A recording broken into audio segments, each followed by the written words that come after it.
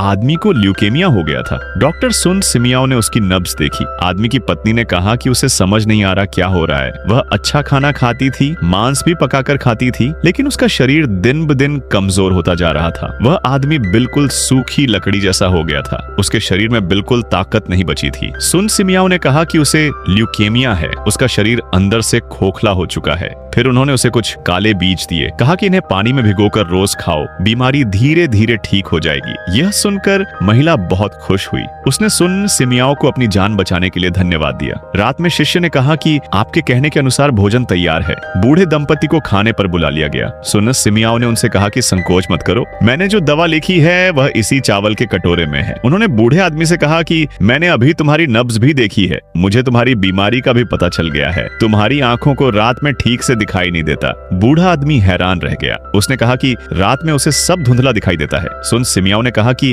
अगर तुम पशुओं का जिगर खाओगे तो आंखें ठीक हो जाएंगी। रोज थोड़ा थोड़ा जानवरों का जिगर खाना चाहिए, सुअर का जिगर, बकरी का जिगर, खरगोश का जिगर या हंस का जिगर, सब ठीक है। इसके साथ ज्यादा हरी सब्जियां और गाजर भी खाओ, कुछ ही दिनों में बीमारी ठीक हो जाएगी। यह सुनकर बूढ़ी औरत रोने लगी। उसने कहा कि हम साल में एक बार भी अच्छा खाना नहीं खा पाते, फिर हमें यह बीमारी कैसे हो गई? सुन सिमियाओ ने उन्हें चिंता न करने को कहा। उन्होंने कहा कि धीरे धीरे सब ठीक हो जाएगा। अगली सुबह सुन सिमियाओ आंगन में दवा बना रहे थे, तभी बहुत सारे मरीज इलाज कराने वहां आ गए। बूढ़ा दंपति सुन सिमियाओ को धन्यवाद देने लगा। उन्होंने कहा कि आपने हमारी जान बचाई और हमें सहारा दिया। सुन सिमियाओ ने रात भर जागकर उनके लिए खास दवा तैयार की थी। उन्होंने अपने शिष्य से वह दवा बूढ़े दंपति को दे देने को कहा। बूढ़ी औरत दवा देखकर परेशान हो गई। उसने कहा कि हमारे पास पैसे नहीं है। सुन सिमियाओ मुस्कुराए और बोले कि तुम्हें कोई पैसा देने की जरूरत नहीं है। वह हमेशा गरीब लोगों का मुफ्त इलाज करते थे। गांव वाले उनकी दयालुता के लिए उनका बहुत सम्मान करते थे। लोग दूर दूर से उनका धन्यवाद करने आते थे। समय बीतता गया